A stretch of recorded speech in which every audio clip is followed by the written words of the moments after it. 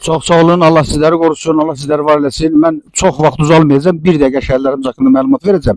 Sonra kim istəsə qısa məlumat deyər ki, tələsənlər var burada, başqa ziyarətlərdə olacaqlar. Biz burada yox. Mübariz Fərid Əhməd, bunlar həqiqətən də bir dastan yazdılar.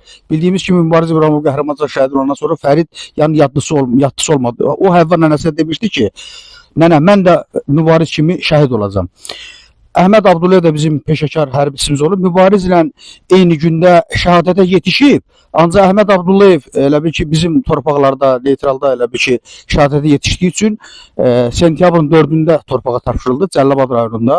Ancaq Fərid Əhmədov isə düşmən əlində oldu. Yəni ona görə də Mübariz İbrahimovla eyni gündə torpağa tapşırılıb. Əhməd Abdullayevlə isə eyni gündə şəhadətə yetişib.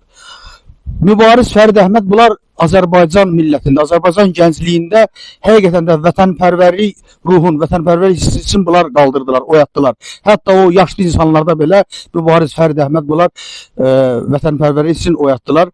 Yəni bu müharibədə bunların da payı çoxdur. Fərqi yoxdur. Hər birisi bizimdir. Bütün şəhidlər o necə kim nə cür nə bacarıbsa onu eləyib. Ancaq həqiqətən bunlar unudulmaz qəhrəmanlardır. Bunlar dastan yazdılar.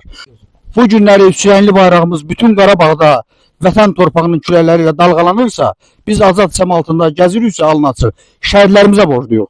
O şəhid anaları görəndə o tədbirdə deyirəm, şəhid anasız, qəhrəmansız, qəhrəman olub böyütmüsünüz. Biz həmişə də qəlbimizdə şəhidlər həmişə yaşayacaq.